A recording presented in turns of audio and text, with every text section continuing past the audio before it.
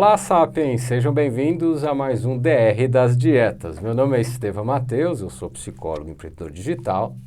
E eu sou Ana Maria, médica com especialização em nutrologia e revisões sistemáticas e meta-análises. Ana, agora a minha pergunta de sempre que eu faço, o que a gente vai falar hoje, mas antes disso eu reparei que você está toda trabalhada no brilho. O que está acontecendo? Porque hoje é Natal, Sapiens. Feliz Natal para vocês. Hoje é dia 25 de dezembro de 2023. Feliz Natal! Feliz Natal! Hoje a gente vai dar sequência à nossa playlist sobre fatores de risco para diabetes tipo 2, tá? E vamos falar especificamente, vocês já viram que nos vídeos anteriores a gente falou de doenças, características das pessoas, exames alterados que podem prever se você vai ter ou não, ou está no caminho ou não de ter diabetes tipo 2.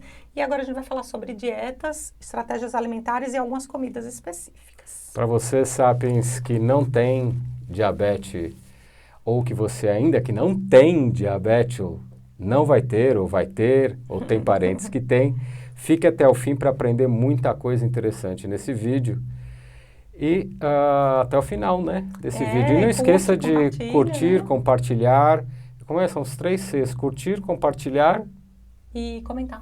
E comentar. E por que você tem que fazer isso? Porque o algoritmo do YouTube vai mostrar para as outras pessoas que esse vídeo tem uma relevância, uma importância e automaticamente você fazendo isso está ajudando outras pessoas no YouTube, além do nosso canal. A encontrar nosso conteúdo. Então, assim, só para a gente relembrar, como a gente está fazendo antes de todos esses vídeos, essas meta-análises são praticamente todas de estudos observacionais, alguns são os estudos observacionais mais longos, que tem muitos problemas sérios de vieses. Primeira coisa, viés da recordação. Que a pessoa não se lembra mesmo o que comeu. A maioria dos estudos é tudo baseado em questionário de recordação alimentar. Alguns são de menos dias, 3 dias, mas tem uns que chegam até 2 anos. O que é que você comeu, em média, de tantas porções disso e daquilo nos últimos 2 anos. Então, dá para confiar? Eu já acho que já não dá para confiar, mas a gente vai ver os resultados mesmo assim, né? Ana, será que dá para a gente se proteger? Sapiens, vocês acreditam que dá para se proteger da diabetes? Eu acho que a gente vai ver algumas coisas nesse vídeo. Porque outra questão é o seguinte, é o resultado final da meta-análise ou do estudo observacional. Então, o resultado pode ser positivo, que é quando você tem uma associação para cima, ou seja, quanto mais você faz aquele tipo de fator, mais risco você tem de ter aquela doença. Lembrando que pelos critérios de Bradford Hill, só vale a pena se preocupar ou achar importante ou considerar riscos fortes, que seriam acima de 3 vezes mais risco de ter aquela situação, no máximo 1,8, 2, para você ficar um pouquinho mais de olho. Ou você poderia ter um risco inverso, que é isso que você está me perguntando, né? Uma associação inversa, ou seja, quanto mais você faz aquilo, menos risco você tem de ter aquela doença. Então, será que existe alguma estratégia alimentar ou algum tipo de comida que possa te proteger de ter diabetes? Aí seria menor do que 1, mas aí é mais difícil de você confirmar que tem evidência mesmo. Porque para ter muita diferença, teria que ser tipo 50% de prevenção, né? De proteção. Mas esse tipo de vídeo esse tipo de estudo é o estudo que a mídia leiga passa para frente como conclusivo. Que muitas vezes, mas pela quantidade de pessoas, 80 mil, isso é o que eu sempre acho também, sempre falo nos vídeos. Nossa, que N grande, 80 mil, 100 mil. Perdi o que eu ia falar, tá vendo? Porque você rodou tudo para frente. Você vai falar que você fica impactado com o número de participantes. Fico impactado com o número de participantes. E acha que aquele resultado isso que aparece na mídia mesmo, é como, então é certeza que se eu fizer isso eu vou conseguir evitar. Essa era a minha parte, isso mesmo. Obrigado. Mas não é, gente, só porque tem um número grande do negócio, se o negócio estiver bagunçado, não importa que número que tem, vai continuar bagunçado do mesmo jeito. E se você junta um estudo bagunçado com outro estudo bagunçado, com outro estudo e faz uma meta-análise, é uma meta-análise bagunçada, nada mais do que isso. Então, a gente está aqui para alertar vocês sobre isso, né? Com o que realmente se preocupar. E qual seria a solução, Ana? Por exemplo, uma solução interessante que tem tecnologia para a gente fazer isso hoje em dia, do recordatório alimentar, porque eu não lembro o que eu comi, nem hoje de manhã, às vezes eu esqueço.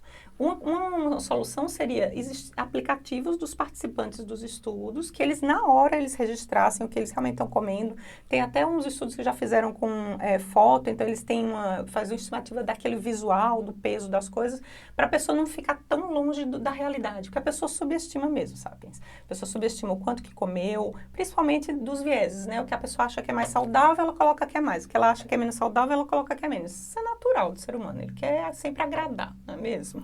Também tem o viés do usuário saudável, é isso? O usuário saudável, a gente vai sempre lembrar. Às vezes a pessoa que tem ela já tem uma atitude mais de procurar saúde, longevidade, saudável, ela tem umas ideias preconcebidas de que mais isso ou menos aquilo é mais saudável, ela acaba reforçando a informação daquilo lá. Não só porque ela come mais mesmo ou menos das coisas que ela acha que não é saudável, como ela reporta mais ou menos. Eu tenho que perguntar sobre matriz alimentar, porque eu também não sei o que é matriz alimentar. Você podia explicar para todos nós, sapiens? Matriz alimentar é assim, sapiens. É tudo em conjunto, porque vocês sabem que existem os macronutrientes, né? Que a gente vai falar deles no próximo vídeo. Que é proteína, carboidrato, gordura. Algumas pessoas consideram fibras um macronutriente. Só que a comida não é só proteína, a comida não é só gordura, ela não é só carboidrato. Ela é tudo misturado. No mesmo alimento, às vezes você tem mais de um macronutriente juntos, né? Seria aquelas batatas que não são batatas, que vem naquele tubinho, que é uma massa de batata, isso, alguma coisa assim industrializada? Por exemplo, um bom exemplo. Uma diferença é uma batata verdadeira cozida, por exemplo, e uma massa de batata que frita. Foi feita... A frita assada, industrializada, eu não vou falar o nome, mas é que vem no tubinho e ela tem formato de batata, mas é uma massa. Né? Então isso já nem é o alimento verdadeiro. Então isso aí será a diferença entre o alimento, mas a matriz alimentar que eu quero explicar é assim, não é só o macronutriente, o alimento tem mais de um macronutriente e o seu prato tem mais de um alimento. Então como é que você faz para separar isso? Você não, quer dizer, algumas pessoas comem, mas poucas pessoas comem só carne. Ou então só vegetais. E dentro dos próprios vegetais tem várias diferenças entre eles. Então, assim, normalmente o prato é composto por vários macronutrientes diferentes, cada alimento às vezes tem mais de um, e a matriz alimentar é o que você come tudo junto. Então, olha o quanto é difícil você separar que um tipo de alimento só faça alguma diferença. Então não dá para separar? É muito difícil separar. É isso que a gente vai tentar ver aqui. O que a gente vai ver a partir de agora são as meta-análises que olharam as estratégias alimentares e os tipos de comida e se eles conseguiram ver ou não que alguma dessas estratégias alimentares ou comidas pudessem fazer diferença no risco ou na proteção de diabetes tipo 2. Então, daqui para frente, a gente vai mostrar os resultados que... Então, fique aí no vídeo que você vai ver um monte de coisa. Calorias, Ana? Calorias. Então, houve algumas revisões sistemáticas comparando quem comia mais caloria com quem comia menos caloria e isso aumentou ou não o risco de diabetes. O máximo que eles encontraram foi uma associação modesta com um grupo que comia mais caloria. Mas também era um grupo que tinha mais obesidade, era um grupo que tinha mais síndrome metabólica. Então, você vê, distribuir as pessoas já é difícil por causa da questão do viés do participante saudável, né? Então, será que era realmente porque a pessoa tinha uma cintura mais larga ou era porque ela estava comendo mais caloria? Uma coisa pode levar a outra. Então, é difícil dizer que foi a caloria em si. E fora que as pessoas reportam a caloria para baixo, né? As pessoas nunca falam a verdade, às vezes não lembram também. Então, o que acontece?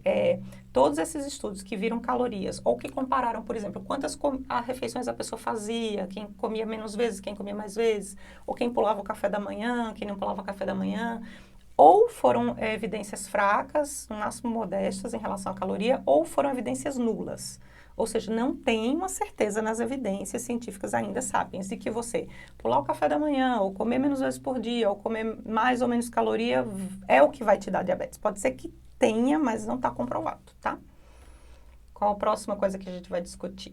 As dietas, né, Ana? Estratégias alimentares. DR das dietas. Das dietas, né? Então, eu descobri 4 tipos gerais assim, de dieta que eles tentaram ver se protegiam ou se facilitavam da pessoa ter diabetes. Uma das que mais apareceu foi a dieta mediterrânea.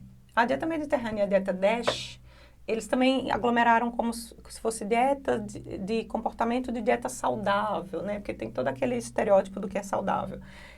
Mesmo assim, todas essas meta-análises, o máximo que elas viram de proteção não chegou nem a 30% de proteção. Lembrando que para proteger mesmo, se ficar suspeitando que aquilo ali te protege, você tem que ter uma força de evidência de te proteger de 50% para mais, né? Então, assim, por volta, a melhor das hipóteses foi a dieta, o estilo de dieta mediterrânea, não era só dieta, era o estilo. Então, era fazer atividade física, era dormir melhor, tinha o vinhozinho, tinha a exposição ao sol, tinha a vida azeite, coletiva, tinha um azeite, tudo isso. Não era só dieta. Isso aí teria uma proteção de 30%, né? Foi o que a evidência mostrou, que isso não é forte, tá? Outra dieta bem famosa, que ficaram anos investigando as mulheres menopausadas nos Estados Unidos, só com essa dieta, o grupo de dieta de baixa gordura. Eles mesmos reconheceram no fim dos estudos dele que a dieta de baixa gordura não melhorou o risco de diabetes. Nossa. Então, assim, não fez diferença estatística nenhuma nessas mulheres que eles ficaram acompanhando 8, 10, 12 anos para ver se elas desenvolviam diabetes ou não. Dieta low carb, também pelo período que eles acompanharam, não fez diferença. Dieta de baixo índice glicêmico, ou diferença nula ou muito fraca. Ou seja, às vezes não é só isso, você tem todos os outros fatores de risco, claro que a dieta poderia ajudar, né? Mas não tem evidência forte ainda de que faça diferença do ponto de vista clínico. E os processados, Ana? Os processados sempre falam muito deles, Sempre né? falamos muito mal de comida processada, né? Primeiro que a gente não acredita que é comida, né? É só substância comestível, mas as evidências, teve uma só que mostrou uma evidência modesta, quase 1,8, que realmente a pessoa, o grupo que comia mais comida processada teve um pouco mais de risco de 74% em média de desenvolver diabetes. As outras revisões sistemáticas foram mais 2, elas não viram diferença. Agora, o que eu achei interessante é que eles focaram muito nesses estudos, sabe no que, Estevam? Eles focaram muito que os processados eram salsicha, hot dog, até consideraram hambúrguer, essas coisas. Então, focaram muito em falar dessas proteínas processadas, mas não focaram nos grãos, porque se a pessoa pensar direitinho, o pão é ultraprocessado. É verdade. Né? Não é porque o grão é integral ou isso, ou benzido, Principalmente o francês, ou crescido, não sei como. O de... Qualquer farinha já é ultraprocessada. Aquele branco e tubo. Mas... E frituras, também jogaram fritura na história, separaram a avaliação das frituras, mas também não deu uma evidência confirmando, deu nula, não confirmou nenhuma associação. Açúcares. Outro vilão, né? Outro vilão que todo mundo associa diretamente com diabetes, né?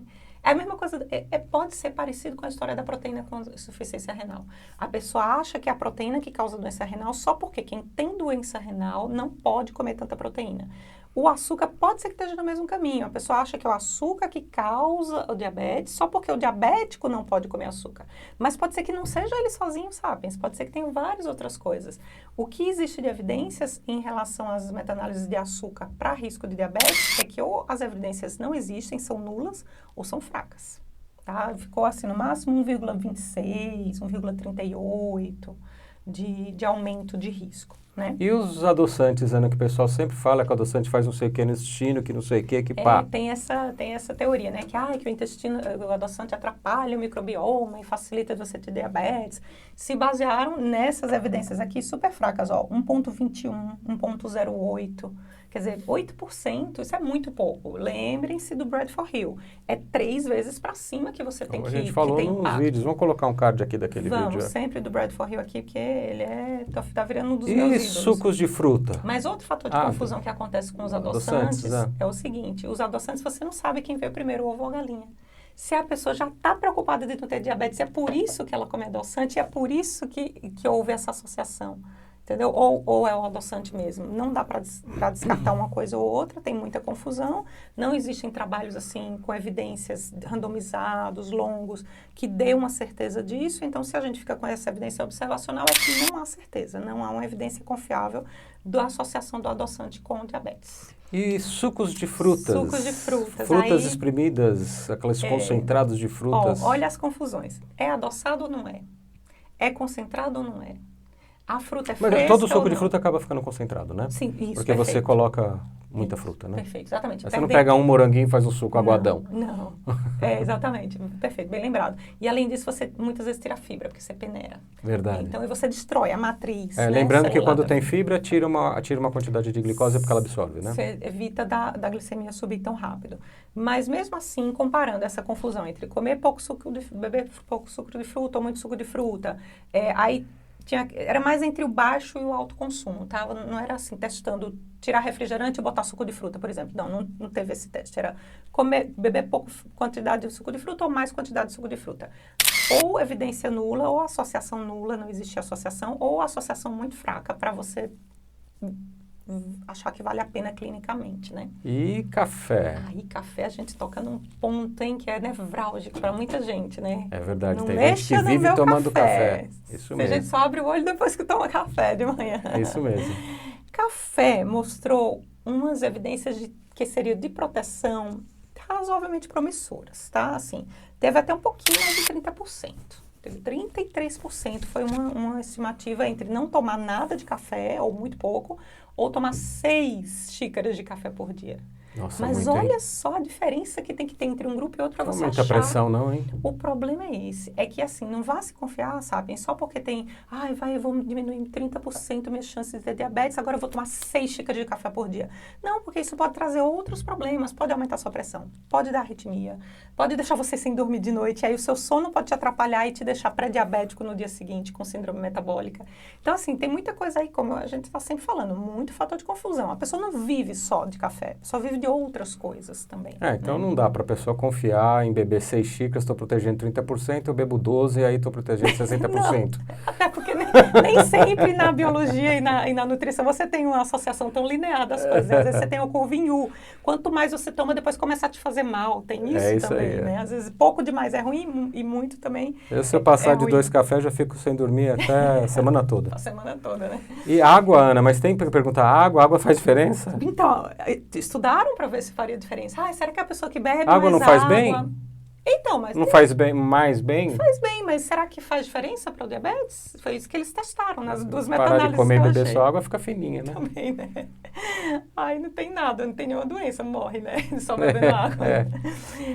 A água das duas meta-análises, eles não viram uma associação. Viram uma associação, uma proteção muito pequenininha, tipo de 5%, uma coisa muito fraca que não dá para levar em consideração entre beber pouca água e beber mais água. Então, Leite inflamatório e seus derivados inflamatórios. Desculpa, mas tudo inflamatório. Pessoal, né? Minha, pessoal. Dele, tá, gente? Isso aí a gente vai estudar melhor depois. Tem gente que tem dor de cabeça, entendeu? Tem gente que tem asma. Por causa do leite, mas isso é só aqui em casa. A gente não sabe não aí na sua casa. Tem gente que se dá bem. Sei, aqueles caras lá do norte, no meio do gelo, né? Aqueles vikings, que tem né? lactase, né? Naturalmente, lactase, tiveram a lactase, né? No corpo, Mas, enfim, compararam, porque tem muita gente que tem medo, né, de que leite aumente o risco de ter diabetes. Isso. E assim, tem estudos que deram proteção, tem estudos que deram um pouco de risco, mas tudo uma quantidade muito pequena nos resultados, que não vale a pena, assim, você pensar que, eu vou fazer, ou vou deixar de beber leite, ou vou beber mais leite por causa disso. Então, as evidências não foram marcantes no sentido de reforçar um comportamento, tá? Sabe? E os ovos, que às vezes fazem bem, às vezes fazem mal, nesse estudo eles estão fazendo bem? Nesse estudo eles não estão fazendo diferença, não. Ok. Ou seja, você comer ovo nem necessariamente te protege, nem necessariamente te arrisca de ter diabetes, tem associação muito fraca ou nenhuma. Né? E peixes? Não, e o engraçado do ovo Fala do ovo, assim, volta no ovo. O negócio do ovo é que, assim, a porção máxima que eles viram, sabe, era 3 ovos por semana. Teve um estudo que viu 3 Tem gente aqui que come 4 por dia. Então, olha só como é difícil você fazer você ver uma definição de alguma comida, porque é muito variável como as pessoas se comportam com comida. Então aquelas ideinhas, come um pedacinho de gengibre passado no sol, com um pouquinho de sal, benzido, e comer aquele pedacinho, vai curar, você não cura nada, né? Porque não tem evidências. Não tem evidências, né? Então, se curar ou não, eu não sei, mas que evidência científica não tem, não tem. Em relação às carnes, peixe, carne e aves. Legal. Vamos começar pelos que as pessoas consideram mais saudável, né? Carne branca. Ave, evidência nula. Não teve relação com o desenvolvimento nem a proteção de diabetes. Peixe, também, só evidência nula. 3 revisões sistemáticas, nenhuma mostrou nem que protegeu e nem que arriscou a pessoa de ter diabetes porque come mais ou menos peixe. E o vilão de todos, que é a carne vermelha. E o que todo mundo morre de medo, ai meu Deus, carne vermelha, vou morrer entupido. Falar nisso, Sapiens, para lembrar vocês, janeiro é o mês carnívoro, é o mês que todas as pessoas que estão ligadas nessa coisa de testar uma dieta, testar outra, geralmente eles usam janeiro para testar a dieta carnivorista, né? Se você não sabe o que é, temos vídeos no canal. Temos vídeos no canal. Vai lá para entender. Isso mesmo. Mas a carne vermelha, o que aconteceu? Algumas revisões sistemáticas mostraram um potencial risco, até no máximo modesto, que deu 36% de mais risco. Alguns deram um pouquinho mais, 41%, e ou risco nulo ou risco muito fraco, tá? E muitas dessas revisões sistemáticas já foram reavaliadas por caras super, assim, estudados de estatística, de grau de evidência, os caras que desenvolveram o esquema GRADE de evidência. Isso a gente tem vídeo no canal, você lembra daquela playlist de proteínas que a gente tem no começo do canal? A gente vai colocar nos cards aqui na descrição. Tem vídeo só explicando por que apesar de ter essas alterações aí, essas alterações estatísticas significativas, isso não é significante do ponto de vista clínico, porque se o trabalho não for bem feito e ele não tiver confiabilidade nos dados, não adianta o número, você não deve confiar na evidência mesmo. Então, a gente repassa essa, já que é uma coisa muito controversa, né, a questão da carne mexe muito com os brios das pessoas, tem vídeo específico sobre carne vermelha no canal, vocês vão lá atrás que tem sobre isso sim, tá? Essa diferença entre as revisões do consumo de carne, peixe, frango, não tem a ver também com o viés do participante saudável, porque normalmente o que se acha mais saudável, né? Porque a gente vai vendo isso, acham que é mais saudável é comer frango e peixe, né? Seriam as carnes brancas. Então isso também pode refletir, que as pessoas que estavam mais preocupadas com a saúde têm esse padrão. Mas ele não está só preocupado só com isso, ele está preocupado com a saúde como um todo, então ele acaba comendo menos carne vermelha, mais frango, menos massa, menos isso, menos aquilo, mais água. Menos coisa processada, então é todo um fator dormindo melhor, global, né? Tendo menos estresse, bebendo fazendo menos, mais os exames de prevenção, bebendo menos, fumando menos, com certeza. Então, aí, como é que você vai apontar que é ou não a carne vermelha versus a outra coisa, né? Então, as evidências não são fortes, não deveriam ser levadas em considerações. E frutas inteiras, sem espremer, sem concentrar? Frutas também foram avaliadas. Frutas e vegetais, né? Então, as frutas e vegetais também, tudo aqui, geralmente, é comparando alto consumo versus baixo consumo. As frutas em si, separadamente, ou elas não mostraram nenhuma diferença, você comer mais frutas não te protegeu de ter diabetes, ou mostraram uma proteção pequenininha, tipo de 10%, tá? Que do ponto de vista clínico não é importante, né? E os veges, eu vou chutar, aposto que as folhas verdes foram melhor. As folhas verdes mostraram uma proteção de mais ou menos 30%. Sabia, né? Mas talvez porque a pessoa que come folha verde ou come aquele vegetal não processado, ela deixa de comer outras coisas, entendeu? As coisas processadas, ela substitui. Eu acho que couve é um super alimento. Minha tireoide acha que não. E os grãos? Mas, também enfim, são um pouquinho... todos esses vegetais, as folhas verdes, as crucíferas, né, que é o couve que você falou aí, ficaram, no geral, elas ficaram assim entre 90, 80 e poucos por cento, aliás, 10 e 15% de proteção, que é um risco relativo de 0,85, que seria uma proteçãozinha. Mas, assim, é muito baixa ainda para você fazer uma coisa diferente na sua vida por conta dela, né? E grãos? Aí a grande pegada... Grãos integral, o integral é melhor do que o processadão, né? Né? Então, o que aconteceu? A maioria dos estudos fizeram isso, comparar entre o grão integral e o grão refinado. Então, se for escolher cereal de manhã, escolha o integral. Tem de caixinha integral. Mas se é cereal, já não é o grão mesmo. Já houve algum processamento? Mas comigo, já virou quando é integral, ele é pouco... Não é farinha, vira uma... não virou farinha, já não foi desvitaminado. Não é isso não é uma massinha e depois, né? Tem isso também. Mas eles viram que era melhor comer o integral do que o refinado. O refinado não teria influência no risco de diabetes, mas o integral alcançaram uma proteção de por volta de 30% a 25%. Então quase igual os vegetais verdes lá. Mas talvez por toda aquela questão que a gente está falando, né? A pessoa está trocando uma coisa por outra. Então... E como estamos no Natal, no dia de hoje é Natal, que eu estou querendo descer para ficar com os convidados, vamos falar do arroz com passas? Arroz sem passas, tá? Sabe? Que foi o arroz que foi investigado nos estudos. O arroz, o arroz teve algumas... Não é porque o vídeo tá amarelo ali, porque a gente tá com proteção de luz que vai ficar amarelo, né? Não fica amarelo, então tá bom. A tela do celular, só para saber. Porque já passou das 6 da tarde. E isso é para ajudar a dormir, tá, sabe? Bloqueia o filtro aí no celular para não ficar aquela luz branca no seu juízo. O arroz, eles compararam pessoa que comia pouquinho arroz ou nenhum, ou pessoa que comia muito arroz. E aí, quem comia muito arroz, tipo assim, mais de 400 e tantos, quase 500 gramas de arroz por dia, teria uma associação com o desenvolvimento de diabetes de mais ou menos 50%, 58%. Que a gente sabe que não é uma associação forte, como todas as outras coisas que a gente já falou, uma associação modesta. Mas o arroz... O que eu achei interessante... O arroz refinado, só lembrando que a gente tem um vídeo que a gente fala disso. Tudo era arroz refinado. O arroz refinado, ele não tem um monte de vitaminas e sais minerais e deu aquela doença no Japão. Das pessoas, a deficiência de tiamina, né? De vitamina as pessoas B1. Com dinheiro no Japão comiam mais arroz branco e refinado lá nos sushis, nos pratos dele. Aí como não tinha a casquinha do arroz, não tinha algumas vitamina B1. E eles começaram a ficar com qual doença? Começaram a ficar com deficiência de tiamina. Então, se for comer arroz, vamos comer integral, né? Mas de qualquer forma, não é que ele vai ser o responsável por causa da diabetes. Talvez Não, seja eu só isso, lembrei ó. disso para Às falar vezes que a gente tem um vídeo que a gente fala disso. Fala disso, é. Às vezes é a questão de comer o arroz e comer também muita quantidade de energia e também não se exercitar e também ter uma predisposição. Então, né, sabe, não é o arroz sozinho. É isso que a gente está tentando mostrar no... Agora, sim, esses estudos do arroz foram muito mal feitos, porque eles compararam quem comia muito, às vezes não era a mesma quantidade parecida, era gente que comia 100 e poucos gramas e gente que comia quase 700 gramas. Quase 1 quilo Todo de arroz. mundo junto. E aí compararam os ocidentais com os orientais, mas os ocidentais comiam muito mais arroz do que os orientais, os asiáticos, comiam muito mais arroz do que os ocidentais. A mesma coisa a batata. E a batata, né? Na batata apareceu... Batata, lembrando que aquela de tubinho não é batata, é uma maçã, sabe? é uma massa, É viu? imitação de batata. É imitação de batata. As batatas, assim, ou não deram diferença nula, ou deram, um estudo deu uma diferença modesta para os ocidentais. Mas eles também estavam comendo uma maior quantidade de batata e provavelmente de mais energia do que os orientais quando compararam os estudos. Então, assim, esses fatores de confusão destroem totalmente a confiança na evidência. E as nuts e nozes? E nozes. Para finalizar, vamos falar de nozes, porque também é tema de Natal, não é mesmo? Também é tema de Natal, eu adoro nozes. As nozes, porque as pessoas pensam assim, ai, nozes, né?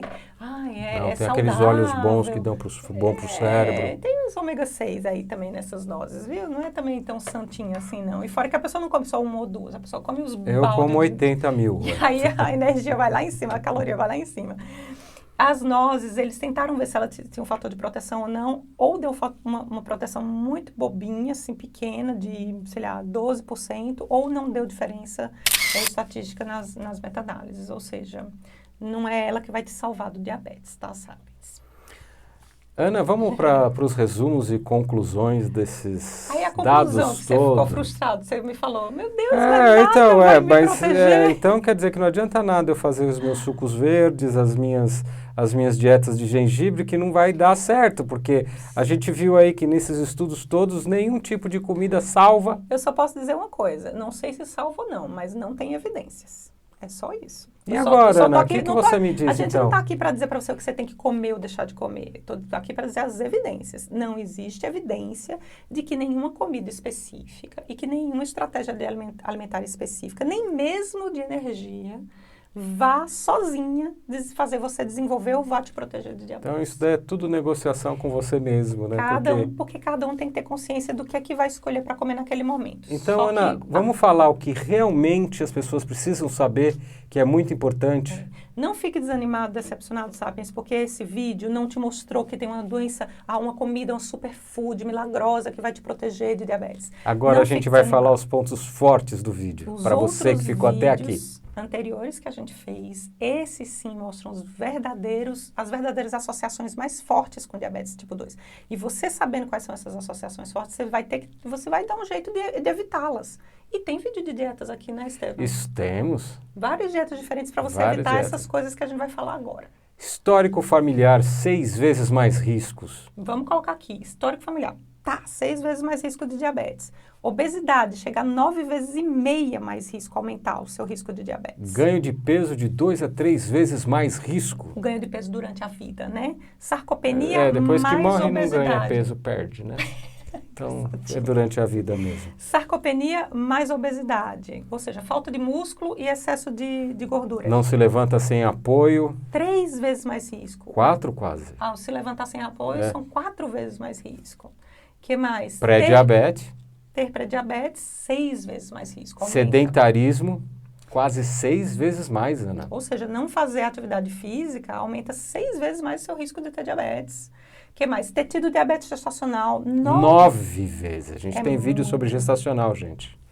A apneia do sono de 2,7 a 3 vezes de risco. A mais. Síndrome de ovário policístico e síndrome metabólica.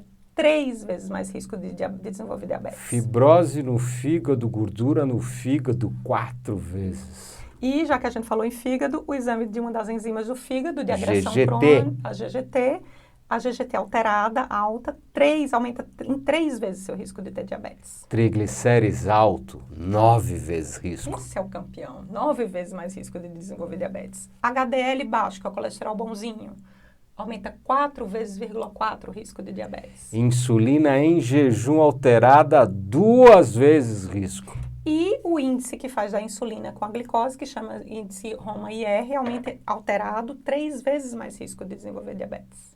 Então, fala sério, sabe? Você vai ficar se preocupando com 1, qualquer coisinha, por causa de uma comida X ou Y? Faz entendeu? a sua dieta, escolha, perca peso, Evite- faça ginástica, evite excesso evite de álcool, cigarro, as coisas que a gente sabe que é ruim. E evite chegar nesses outros fatores de risco muito mais fortes problemáticos. que a gente já falou agora, né? Sapiens, fiquem ligados nos próximos vídeos, porque a gente vai falar sobre nutrientes. Os próximos vídeos vão ser de nutrientes. E eu posso falar Feliz Natal? Porque eu gosto de falar Feliz Natal. Fale. Gente, Feliz Natal, e se a gente não se vê, próspero ano novo para todos. E até os que não ficaram até o fim. Para os que ficaram até o fim, um beijo, um abraço especial, muito obrigado. E até a próxima DR das dietas, sabe? Tchau, gente. Obrigado.